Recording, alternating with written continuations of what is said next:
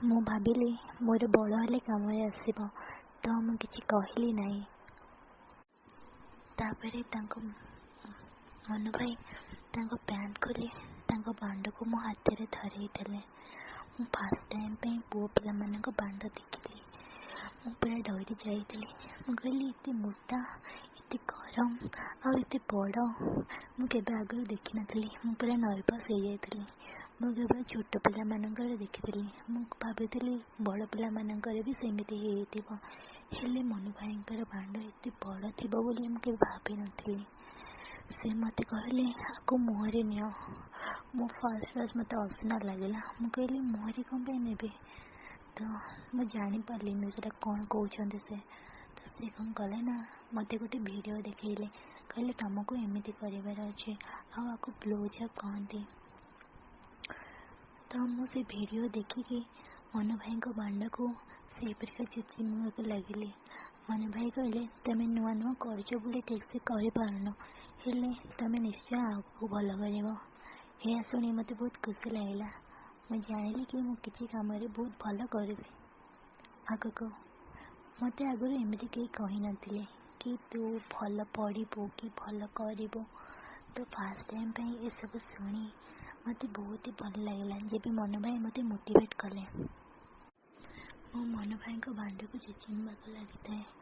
ମନୁ ଭାଇ ତାଙ୍କ ବାଣ୍ଡକୁ ଜୋରସେ ମୋ ପାଟି ଭିତରେ ପଶେଇ ମୋ ତଣ୍ଟି ଯାଇ ନେଇଗଲେ। ମୋତେ ବାନ୍ତି ଲାଗିଲା। ମନୁ ଭାଇ କହିଲେ ତାକୁ ଜୋରସେ ସେମିତି କର। ତ ମୁଁ ବାଧ୍ୟ ହୋଇ ସେମିତି କଲି। ତାପରେ ମନୁ ଭାଇ କ'ଣ କଲେ ନା ଆସ୍ତେ ଆସ୍ତେ ତାଙ୍କ ବାଣ୍ଡକୁ ଆଣି ମୋ ବିଆରେ ଘଷିବାକୁ ଲାଗିଲେ। ମୋତେ ବହୁତ ହି ଭଲ ଲାଗୁଥିଲା ଆଉ ଡର ବି ଲାଗୁଥିଲା।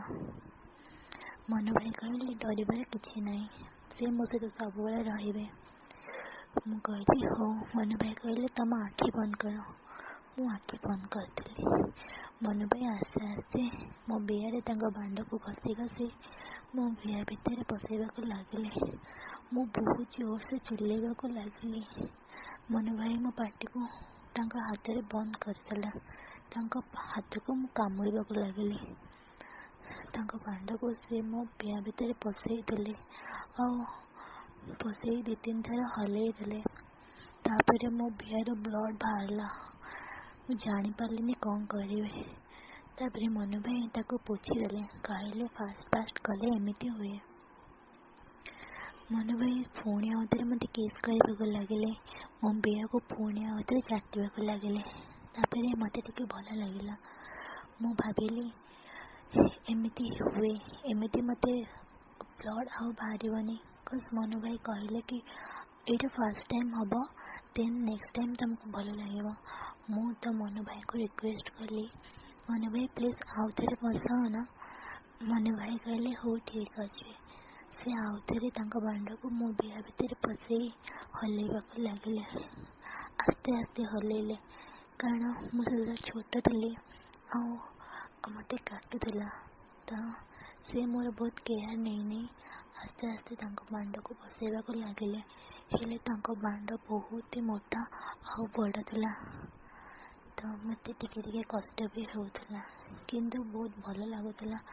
ମନୁ ଭାଇ ମୋ ବିଆର ଅଗ୍ରଭାଗକୁ ଦଳି ଛେପ ପକାଇ ଦଳି ବହୁତ ହି ଭଲସେ ମସାଜ କରିବାକୁ ଲାଗିଲେ ଆଉ ତାଙ୍କ ବାଣ୍ଡକୁ ମୋ ବିଆ ଭିତରେ ପଶେଇ ହଲାଇଲେ। ମୋତେ ବହୁତ ହି ଭଲ ଲାଗିଲା। ମନୁ ଭାଇ ତାପରେ ପାଗଳ ହେଇ ଜୋରସେ ହଲେଇବାକୁ ଲାଗିଲେ ଆଉ ମୋ ପାଟିକୁ ପୁରା ବନ୍ଦ କରିଦେଲେ। ମୋ ଆଖିରୁ ଲୁହ ବାହାରି ଯାଉଥାଏ, କିନ୍ତୁ ମୋ ଦେହକୁ ଭଲ ଲାଗୁଥାଏ। ମନୁ ଭାଇ ବହୁତ ଜୋରସେ ତାଙ୍କ ଗରମ ବାଣ୍ଡକୁ ମୋ ଦେହରେ ପିଟିବାକୁ ଲାଗିଲେ। ସେ ପିଟିବା ଦ୍ୱାରା ମୋ ଛାତି ହଲିବାକୁ ଲାଗିଲା।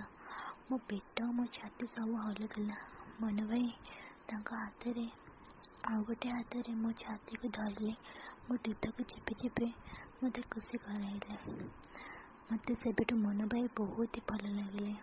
ମନୁ ଭାଇ ଏତେ ସରଳ, ନିରୀହ ଆଉ ଦୟାବାନ ଥିଲେ ମୁଁ ଜାଣିବି ନଥିଲି। ମନୁ ଭାଇ ସେବେଠୁ ମୋର ଫେଭରାଇଟ୍ ଭାଇ ହେଇଗଲେ।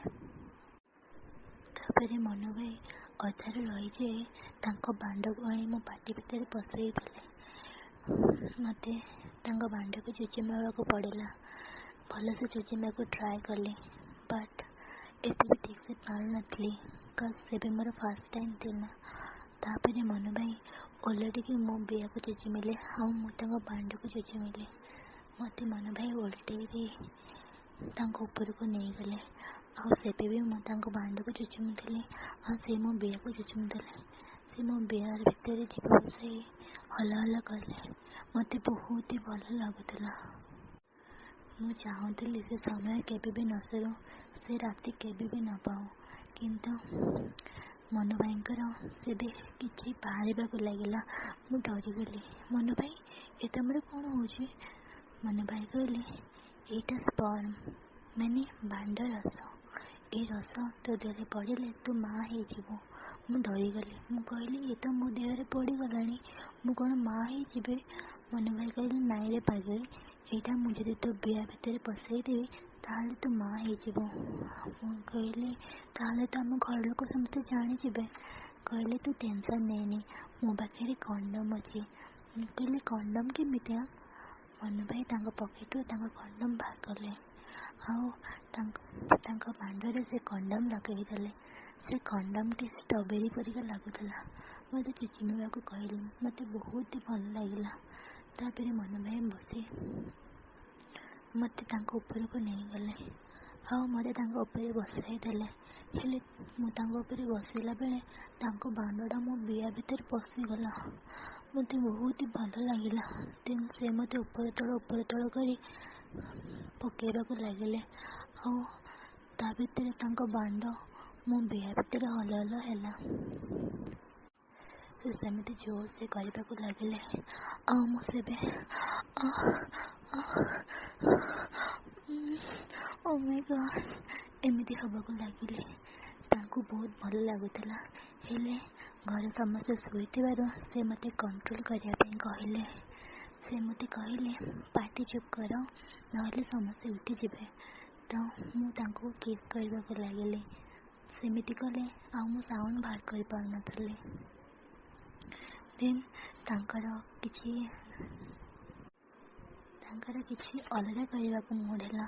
देन मत से आंटेबा कहले मुझे मनु भाई कौन कर देन से मो गांडी रे डो कि दीटा चटकणा मारे मुझे मनु भाई मत काटुचे से मत कहले चुप रांडी चुप है बस कांदीबा लगिले मुझे मनु भाई मत तुम गाड़ी क्या कर मुझे तुम सब कथा मानुचे। मनु भाई कहले पाखिड़ी भल पाइले एमती कहते मुझे किसी न करी कांद बंद कर चुपचाप आंठे गली। मत लगे मनु भाई मत किसी पनिशमेंट दौरान कहीं मुझे बांड को भलसे चुचिमी पार नी से मत से कथा कही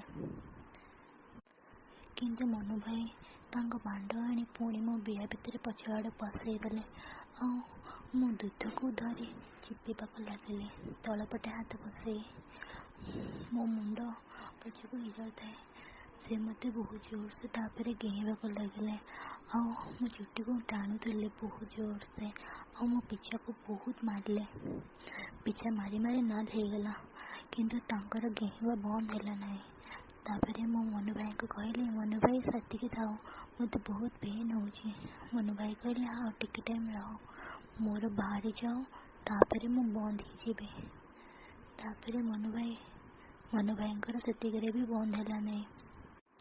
मनु भाई मत उठेनी कोल काखी धरले से भी बांड को मो बिया भितर पसई मत ऊपर तल करइले जमी छोट पिला आम कराऊ सेमती मत लगुला मु गोटे छोट पिला से किंतु मनु भाई बांड को मो बिया भितर पसई देते हेले मत बहुत ही भल लगुला किंतु मु किसी कही पार नी मत किस कर ठिया ठिया गेहीदेले तापर मत नहीं कांथ पाखे लगिगले कांथरे मत लगे मो बिया को टेकी से गेहिले मो गोड़ को कांध उपर पकईदेले मत लगे मु पड़जी। मनु भाई कहले टेंशन नियनी मु तुमको संभाली नेबी। तापर मनु भाई जमी देखा जाऊे हैंडसम मुझे अनेबा लगिली मनु भाई को लाज लगे बोधे से मत पुणी आनी बेड शुआई मो गोड़ को ऊपर टेकी मो बिया को गेहबा लगिले ଆଉ ମୋ ବେଆର ଆଗପଟଟାକୁ ହଲେଇଲେ। ବହୁତ ଜୋରସେ ଦଳିବାକୁ ଲାଗିଲେ। ମୁଁ ବାଗେଡ଼ି ହେଇଯାଉଥିଲି। ମୋ ବେଆ ଉପରେ ଚେପ ବି ପକେଇଲେ।